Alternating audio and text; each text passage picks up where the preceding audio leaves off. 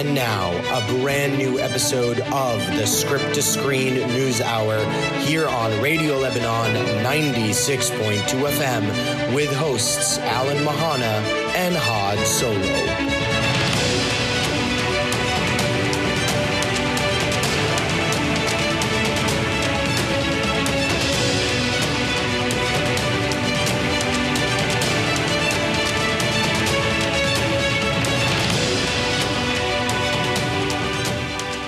Hello and welcome to a brand new episode of the Script to Screen News Hour here on Radio Lebanon 96.2 FM.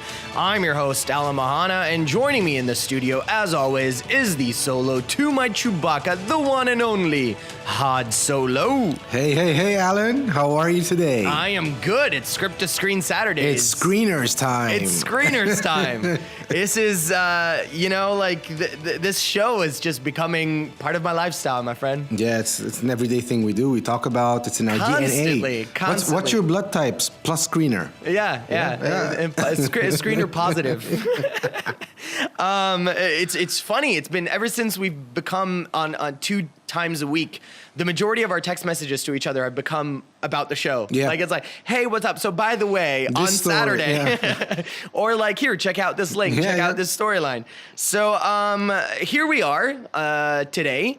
With a movie of the week, as always. We have a guest today on the show as well, which is awesome, talking about the Lebanese Film Festival, which is something to be excited about. And then we've got stories covering the implosion of the worlds of DC, which is a cinematic universe that just keeps on getting worse and worse as time passes. So it's a full jam-packed episode today. A lot to talk about. A lot to talk about. Oh my God, what's happening in the world of DC? It's crazy. It's insane. And then we've got box office news as well, usual. Lebanese box office news, which is something we've enjoyed talking about, and our recommendations. Yes. That's a breakdown. Yeah.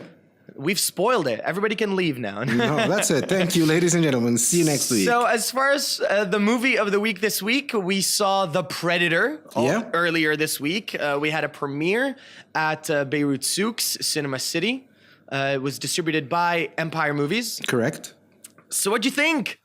What did I think? I was excited about this one because I like The Predator. You really were excited about this. I'm a fan of the first one, and then it went downhill from there with the other movies. Listen. The Schwarzenegger version? Yeah. The Schwarzenegger. Get to the chopper. Yeah, there's your one ugly mother, toot. And there's they say that differently in this movie, which is kind of funny. Look, all in all, it's a fun movie. I enjoyed watching it. It's not the best piece of art. It has a lot of flaws. Yeah. But if you really don't want to think, you want to go watch action, you want to watch something very gory, very bloody, you can check it out. My main problem with the film, it was too funny. The original one had dashes of comedy in it. It was more action-centric, if you can call it like that. And this specific film had joke after joke after joke, which made the important scenes less important, less interesting, less impactful. Yeah. And then there's a lot of things you and I agree on. I'm not going to share those. You'll talk about those if you want. But that was my main issue with the movie. I like how they used a lot of kind of Easter eggs from the old movie in this one. That was kind of nice. Yeah. And another issue was the first 2/3 of the movie are fine, but then the last third is shoved into a very small amount of time, and it's just really messy. So I'll let you continue. Yeah. So okay. So for me, I thought that the screenplay was my biggest problem because I thought that the pointless, crude dialogue felt completely out of place. The jokes were just I don't know. They just didn't feel authentic. They felt very forced. They wanted to be politically correct in some places and then completely politically incorrect in others, with the Tourette's and all that stuff. The characters felt very two-dimensional for me. They didn't have complete arcs. They were just there. They didn't give me any sort of depth. Not that I'm expecting any depth from characters from a Predator movie, but at least something. Makes sense, yeah. So the narrative didn't feel grounded for me. A few of the characters just seemed to drop off the screenplay, the pages of the screenplay. Halfway through the movie, we just forgot about these characters. You know, like who cares? Nobody's gonna pay attention. Forget about it. Forget about it. You know, like you know, and obviously when you look at the history of the Predator films, the bar isn't that high. I mean, like you really don't need to overdo it to make a good Predator film. Not all of the older films were box office gems. Some of them were complete failures in the box office and were heavily critiqued by the fan base, which is strange to me that this movie even has a fan base. This franchise even has a fan base. And then, not to mention, the CGI killed me. Yes. Like the beginning of the film with the first Predator, it was obvious it was a prosthetic suit. There were animatronics with the tongues and the teeth and everything. It was at least some form of realism in a movie that was completely unrealistic. And then they went and gave me the complete gigantic CGI'd Predator. And then they made them talk.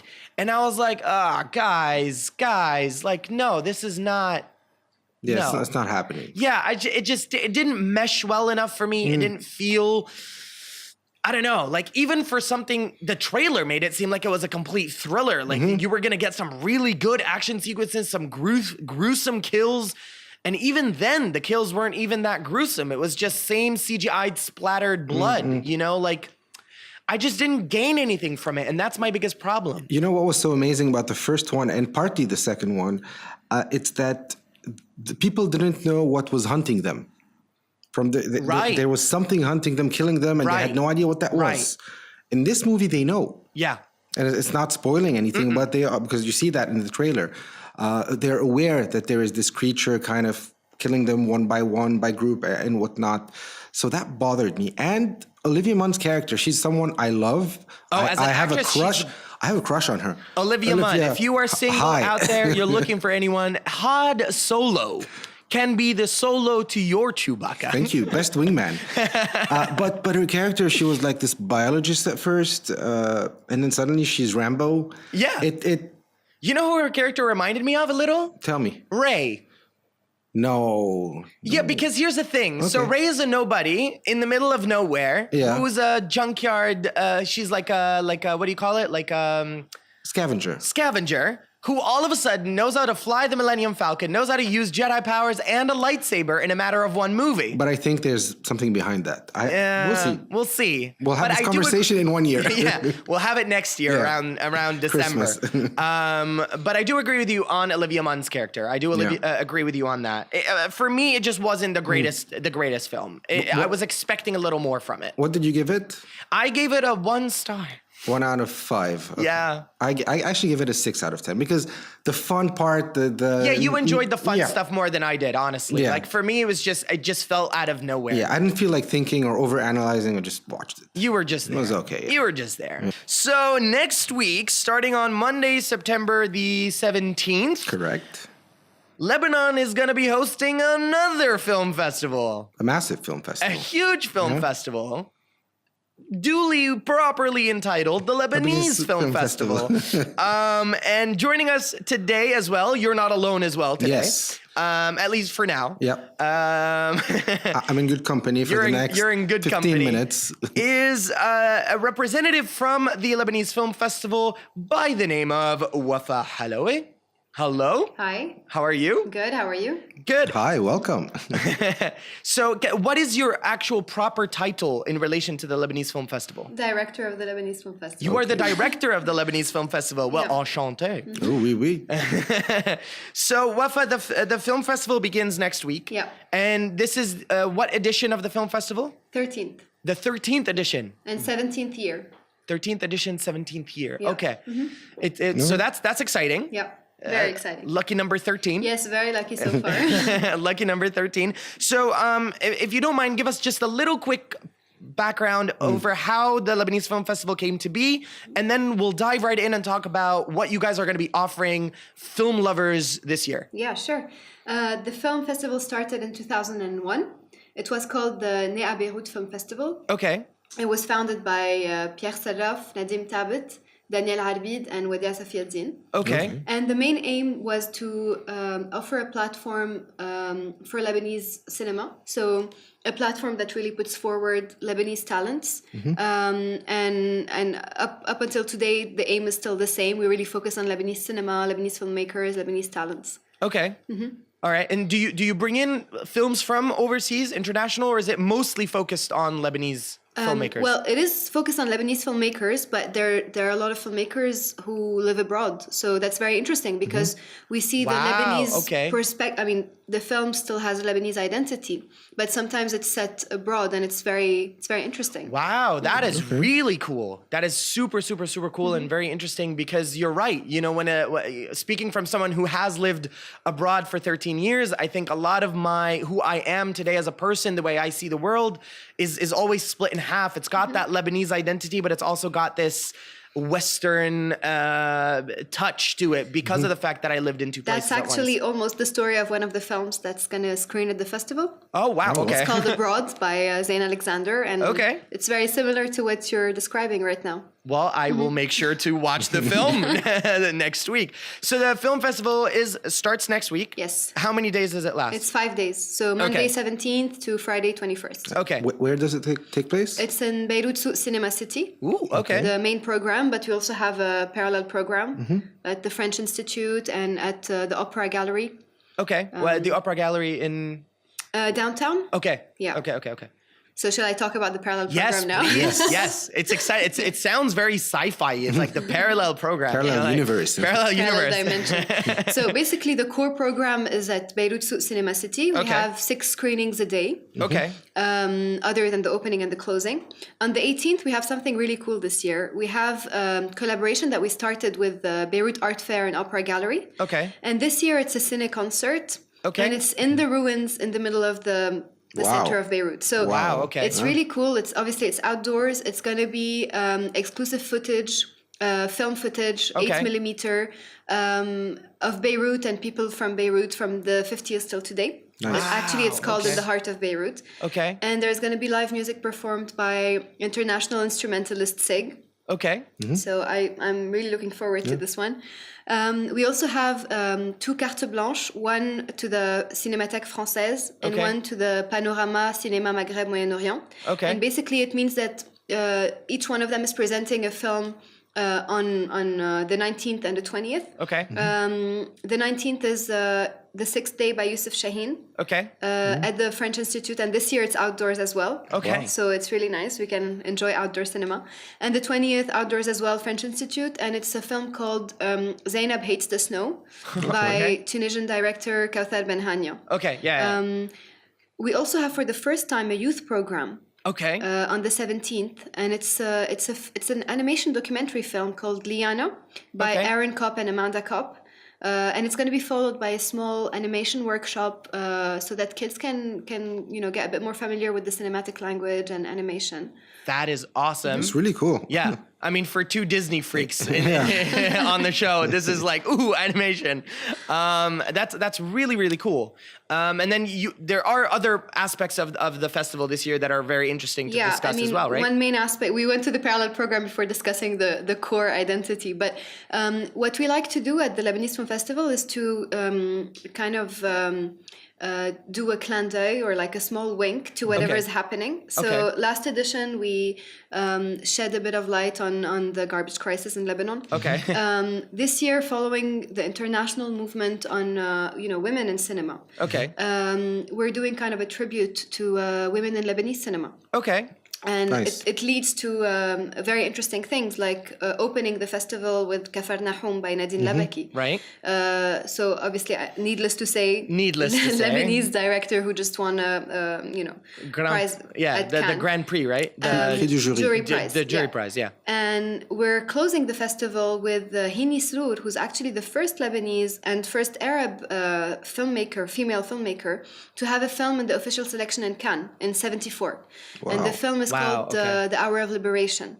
Okay. It was just restored by the French Cinémathèque, and we're really happy to be screening it here as well. Wow, and she's in her 70s right now, correct? She's coming. And she's going to be in attendance. Yes. Oh, wow, that's here. insane. It's going to be really great to have, the I'm first sure. and the last female Lebanese filmmakers. Well, first and the current. Let's not say last, because that just makes it sound like there's nobody going to be. Yeah, it's like nobody after Nadine Lebeke. That's it. That's like the end. no. I mean, so far she's the latest, but hopefully there will be many more. Oh, I'm sure there will be. I'm sure there will be. And this kind of like shedding the light on female filmmakers also led to a beautiful collaboration with the Film Femmes Francophone, led by my colleague Carol Mezher. Okay. And it's a screenwriting residency that's currently taking place in Deir el-Amar. Deir el-Amar, yeah. Yes.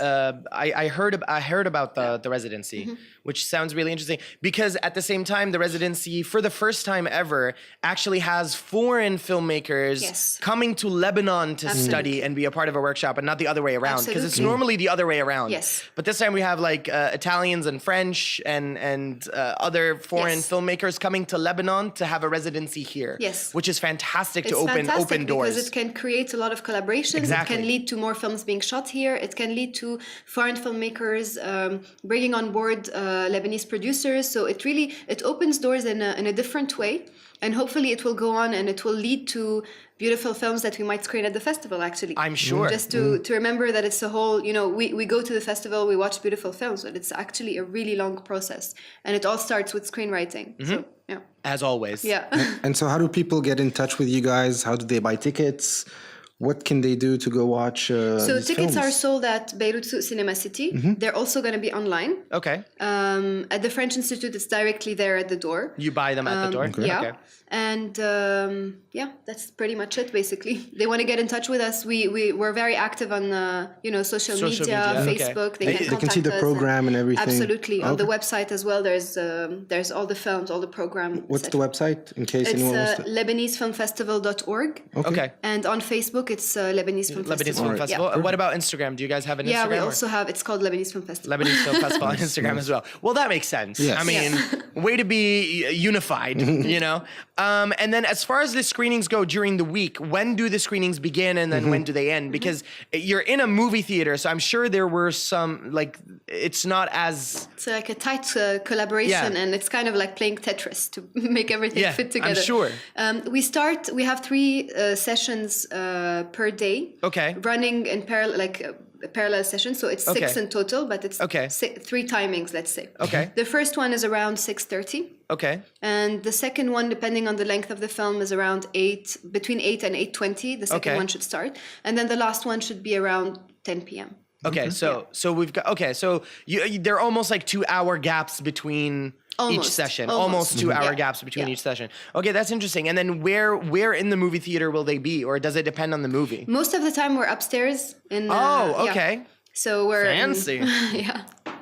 So that's really cool because also, in a film festival, it's nice to be able to share this experience. When you watch and the a lobby is film, just great upstairs. The lobby it's upstairs so is really upstairs. great, and it's also the occasion for people to maybe discuss a bit more about the film. Most of the filmmakers are here, so to talk a bit more to the filmmakers, and it creates kind of this cozy atmosphere that I think is very, very important in a film festival. Of course. Yeah. See, this is the thing. It's like for me, when I go and watch a movie at a premiere, I normally try to rush out as fast as possible because I want to absorb the movie to be able to write the review. In film festivals, I'm the complete opposite because I have no review to write. I'm more of I want to discuss, and there's some, again, and in film festivals, you're not talking like complete commercial films. You're talking a lot independent cinema, so it's a lot of character-driven material. You've got documentaries, you've got like really hardcore, emotional material and whatever. So those I normally love to unpack immediately because I like hearing other people's opinions. So I let loose in film festivals. I'm like I'm done talking to you. Okay, let's go talk to someone else. Let's go, get completely different perspectives because I have no review to write. Whereas in regular stuff, I'm like, no, don't talk to me. I need to focus to be able to write it later, Have you been to any film festivals at all? Very, very small ones, but nothing major. I've never been to the Lebanese Film Festival. Me neither. Honestly, this will be my first year. So I'm pretty excited about that. So we're waiting for you, both of you. We'll be there. Yeah, for sure. we'll be there. So the opening night is on Monday. Yes. Starting at The doors open at 7 p.m. 7 p.m. And then it's Nadine Lebakay's latest film. We have the opening ceremony and Kafarna home screening, yes. Okay, awesome. So for any of you out there who haven't seen Kafarnaum yet and don't want to wait until the 20th to watch it, the Lebanese Film Festival's opening night, you can get tickets at...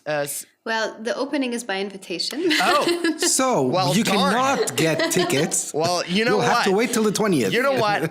Alan just made a big boo-boo.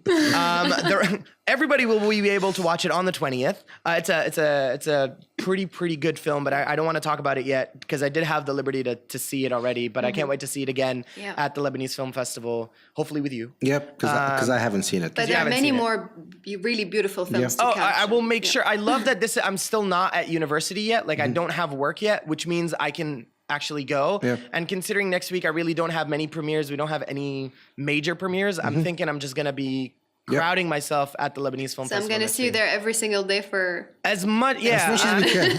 I don't know how, if every single day, but I'll be there as much as possible within those 5 days, for sure. Great. For sure. Wafa, thank you so much for being on the show. Thank you. And sharing all this awesome news. We can't wait for the festival to start. We wish you and the entire Lebanese Film Festival team the best of luck. Thank you. Awesome. So Worlds of DC. Oh my God. If only people can see my face on YouTube next week. But if only people could see my face right now. Yeah.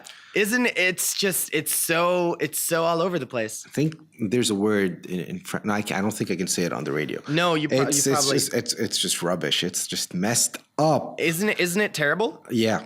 So we've got a lot to talk about regarding the DCEU. So let's just start with the first one. Let's break down what happened a bit this week. Break it down. Break it down. Wicka wicka woo. Okay.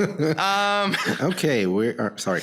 The level of dorkism just went from 1 to 10 in a matter of like 30 because there was a lady with us and we're trying to be like gentlemen. Yes, and then okay, so where to begin? So in the news, the Worlds of DC, DCEU, Warner Brothers, blah, blah, blah, start off the week by telling us that they're already shopping for a new Batman because Ben Affleck is no longer going to be the Caped Crusader, the Dark Knight, the Batman. The Batman. Whoa, that was really deep. That was, so he's stepping away from playing the role, and Warner Brothers are looking for a new actor to take on the role, specifically for Matt Reeves' The Batman. Yes. And a rumor has it that they're looking at the King of the North. Yes. To take on the role. And if you don't know the reference out there, it's Jon Snow. It's Kit Harington. And here's my opinion. No. Yes, thank you. Because we didn't talk about this before, me and you. No. Yes. No. I love Kit. He's not Batman. I'm a big fan of Kit Harington. I've seen a lot of his work outside of Game of Thrones. The guy is brilliant. But he's no Batman. He's handsome, whatever. You're not Bruce Wayne, dude. No. Bruce Wayne needs to have some sort of machismo, man. Like he has to have, look at Christian Bale. Yeah. Look at Michael Keaton in his youth. I'm going to ignore Val Kilmer and George Clooney because those are no. But even Ben Affleck. Even Ben Affleck, who wasn't the greatest, Dark Knight. He doesn't bother me as much, but he's not loved by the fans. He still had machismo. He still had man of strength and power and whatever. But Kit doesn't. Dude, Kit has a baby face. I can't see him being all like, I'm the Batman. I'm like, no, you're not. You're Jon Snow and you know nothing. Yeah. He does know nothing. Like from Game of Thrones, they could have picked his brother. The ex-King of the North who gets... I forgot the name of the actor. The guy who gets killed at the Red Wedding. Yes. Yeah, he's more of a Batman than if they had to pick... Yeah, he is more of a Batman than him, but he's not... When did we cover the Batman topic? We've been talking about it for a while. We've been talking about DC for the longest time because every week it's like a drama. I'm going to go back to my original pick. Older Josh Brolin. I really see him. Again, I'm so into that. I can't shake the idea. I think it's a golden opportunity. But I don't think they want to go for They want to go for a younger guy, obviously. They want an older Batman. They want to go for a younger Batman. But that again poses so many other issues that we're going to talk about a little later. But here's the thing. It's linked to another issue. Josh Brolin as Batman. Yes. And John Hamm as Superman. So both of them older. Yes. Both of them within that kind of... I think that would be very interesting. And they both had that heroic, manly kind of thing. I wouldn't mind John Hamm as Superman. That's actually not a bad idea. Yeah. Because here's the thing. For all you out there who haven't heard the news, Henry Cavill is no longer Soup. So we don't have a Batman. We don't have a Superman. DCEU, rest in peace. May you always. Yeah. This is just, what is happening? So almost 3 or 4 days after Ben Affleck announces that he's no longer going to be Batman, we get the news that Henry Cavill has put up the cape.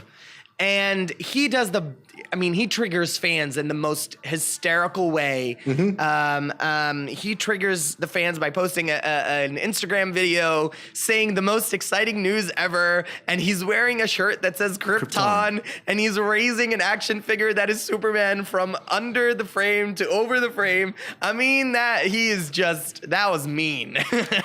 Unless it's all one big publicity stunt, marketing stunt. You think it's a publicity stunt? I don't think so. There's always a possibility of them doing that, but if that's it, it's such a betrayal kind to the trust of the fans. I don't know what the heck is happening. I think. Look, I'm kind of glad this is all happening because I think that DC's needed a shape up for a long time. Shake up. For a very long time. They've had issues with their characters.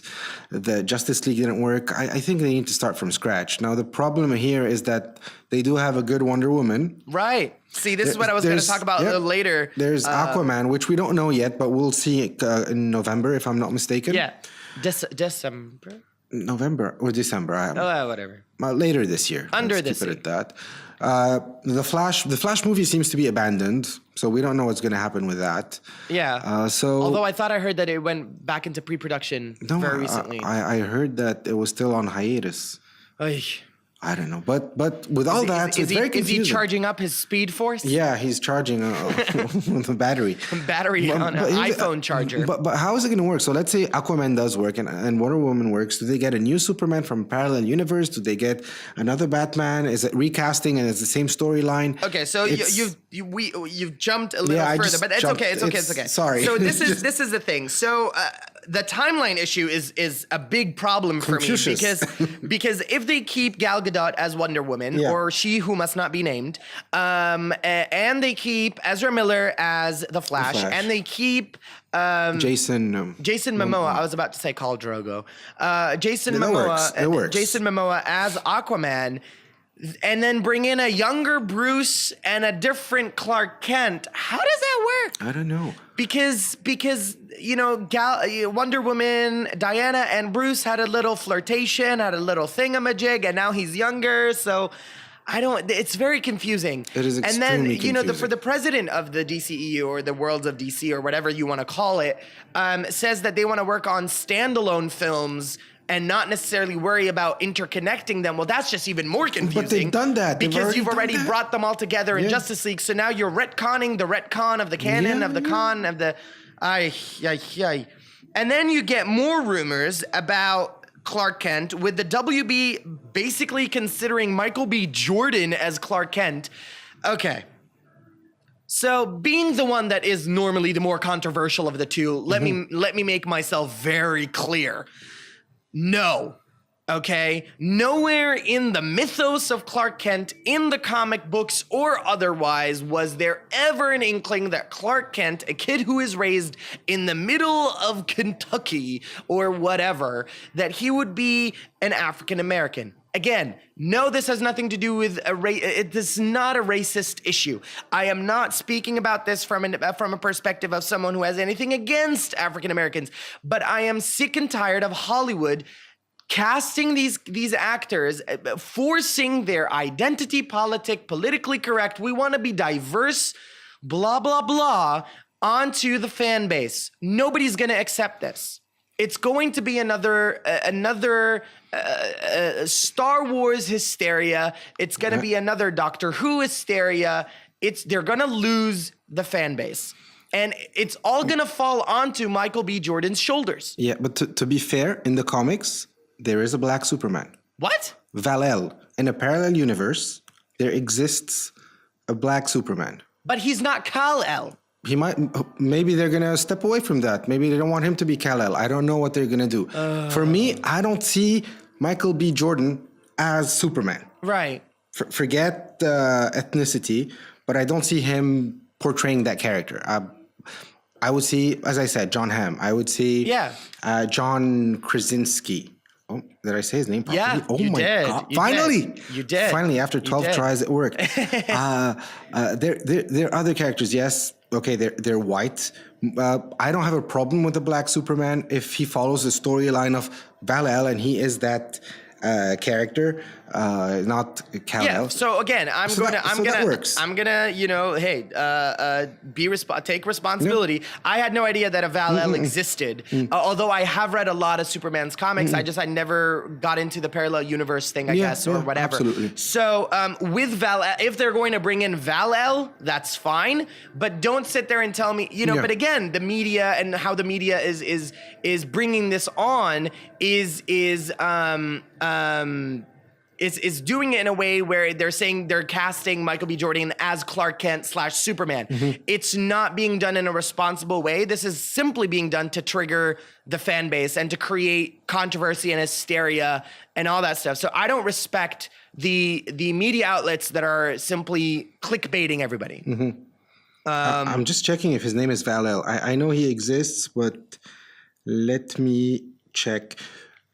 In the meantime, while you're checking, I posted on my Instagram, and asked people what they thought of this whole thing. Yeah. And I got a whole bunch of replies. You know, from Grow Food Live Well on Instagram. They said, well, back to the writing board. I had, let's see, because I had some really, really fun ones. The movie inspector basically said, man, the DCEU is a fail. Everything is slowly slipping apart. I don't even understand their strategy and film lineup. Suicide Squad 2, Batgirl, Gotham City Sirens. God knows what happened to Justice League 2. It's all so disappointing. So that's one. Let's see.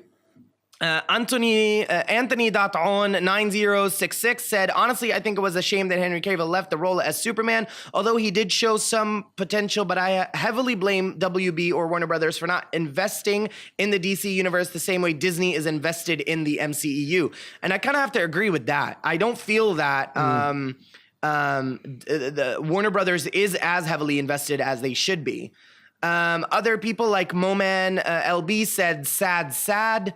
So a lot of people are just, way to ruin the DCEU, said Joey Kardahi. So, I mean, a lot of people are disappointed. I wasn't expecting that many people to be that disappointed, since not a lot of people like not a lot of people liked Man of Steel or Justice League or Batman v Superman. Okay, back to the character. His name is Calvin Ellis, Kryptonian Kal-El, but it's one word, also known as Superman.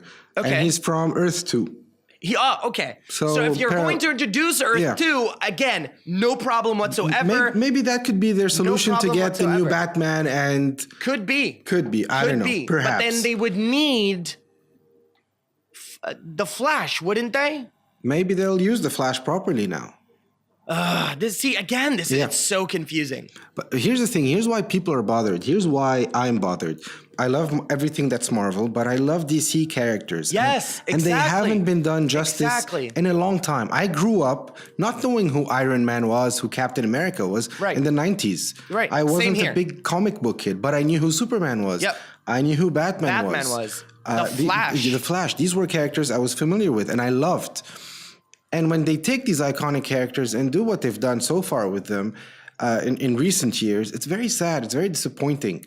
I think that's why people are upset. People want DC to succeed. Yeah, absolutely. I want to watch a very good Superman movie. I want to watch a very good Batman movie. Whenever I go to the movies and I end up seeing these movies failing, I'm not happy. I'm sad. I'm frustrated. And I think that's why people are angry at what's going on today. Yeah, I mean, and I agree with you. And it is very sad for me that we're not getting it hasn't been a proper representation of the DCEU characters. It hasn't been a proper representation of any of them, or the universe, or any of that for that matter. I think the closest that we've gotten to any good representation of DCEU characters or DC characters has been in television. Yeah. You know, with The Flash, Arrow, Legends of Tomorrow, and they're not the greatest and either. Still there, yeah. You know, we got Gotham on, which is a TV series based on Gotham City before the rise of Batman. Yep. So it focuses on the villains. You've got Titans, which looks. I mean, the more I see it, the more I'm very hesitant about it. And it's sad because in comic books, these heroes and these characters are so good. They're so beautifully written and beautifully drawn. You know what the best representation of these characters was or is? Tell me. The animated stuff. Yes. So you've got the animated Justice League movies, you've got the animated Batman movies, the animated Superman films. Not only are they performed beautifully with Kevin Smith being Bruce, you've got Mark Hamill as the Joker, who is arguably one of the best Joker representations. But the storylines, the writing, the acting, the animation, this is DC. Yeah. So either stick to the animation or figure out a better formula for the live action stuff, because it is not good. Yeah. It's not. And it needs, I don't know. They need a Kevin Feige. They need a head honcho which knows what he's doing and puts a clear strategy and works on these movies. Do you think that the MCU is potentially heading towards something like this? Could they end up getting in trouble at some point because of all the controversy, you know, with all the things like losing James Gunn and all that stuff? Do you think there is a risk here? Well, here's the thing. If they end up killing characters in the next Infinity War, they'll have less characters to deal with, work on new ones, and keep on surprising us with good stories. I'm not very worried about them. Yes, there's a small issue with James Gunn. I think it's solvable. I think they have a bit of time. They're reshooting. Apparently, they had always planned to reshoot Avengers 4. So I'm sure they'll think of what to do properly for these characters. Yeah. So I'm not very worried about Marvel. How about you? I am a little bit, honestly. Okay. I feel like again, when something gets this huge, and now with the inclusion, the way they're going to try to work in the X-Men characters and a lot of the heroes from Fox and Spider-Man's world and all that stuff, I almost feel at some point we're going to start seeing a little weakness at some point. And this is what I feel like. We're going to start feeling a little bumps on the road. Maybe not as bad as DC, but we're going to start getting those bumps. We're going to start hitting those bumps. That's what I feel. That's what I feel. So we're back from our musical break. And now it's time for box office news. Yes. The local box office. We've been we've been trying to do this segment justice since we've started talking about it. And I finally feel like we have enough time today, sort of, to talk about it with a little bit more detail before we jump into the script to screen recommendations. So here we go. We're going to do them in descending order. Yes. Okay, so 5, 4, 3, 2, 1. Starting with the 5th in the local Lebanese box office. Take it away, Had. So you've got at number 5, Peppermint, with 3,900 entries. It's the movie with Jennifer Garner. Yeah, where it's almost like Taken, but with a mom. Yeah, exactly.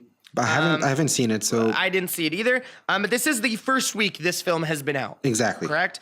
Number 4, we've got Mission Impossible Fallout, still remaining in the top 5 for its 7th week. Although this week it made 4,741 entries. It got 4,741 entries. But the cool thing about it, it's had a total of 104,200 entries. I mean, again, it's like this is the 7th week. Yeah, so it makes sense to kind of be there. Yeah, for sure. What's number 3? Number 3 is everyone's favorite fish, Not Finding Nemo, The Meg, with Jason Statham.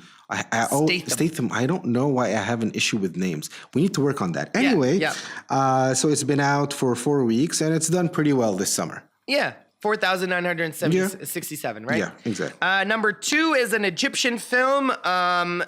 Translated in English would be The Suit. This is the 3rd week that it's been out, and it's so far this week. Its entries are 6,484. Not bad. Pretty good. Yeah. Pretty good. And finally, at number 1. Number 1, the movie that came out last week, Alpha.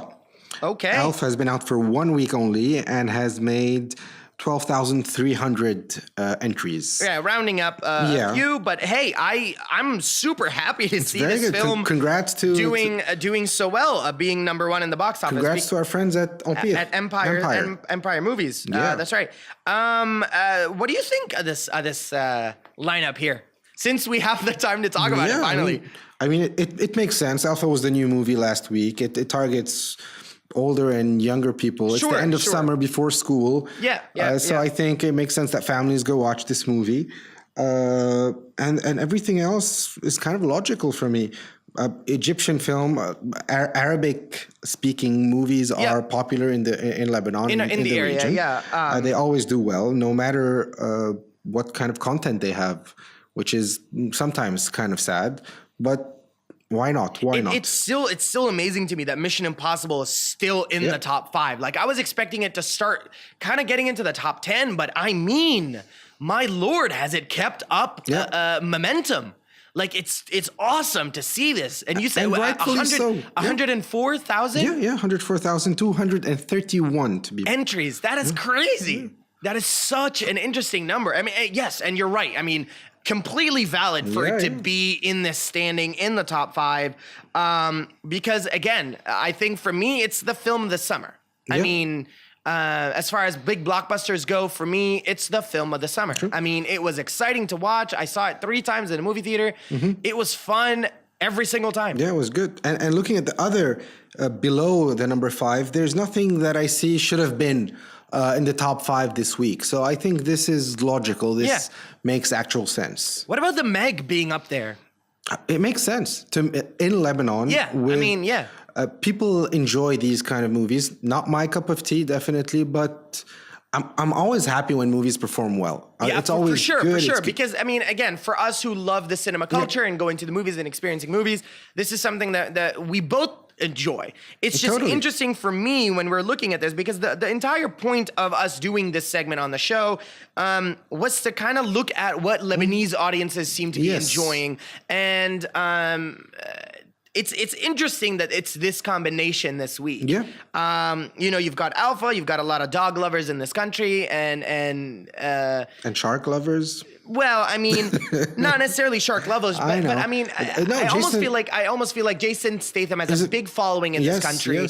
And then also you've got the B action movies do really well in Lebanon. They do. And for me, the Meg is a B action movie. Completely, people just want to go. They want to chill out. They want to have a laugh. They want to eat some popcorn, doze off for a couple of minutes, and then kind of just Let's see what happens next week with The Predator.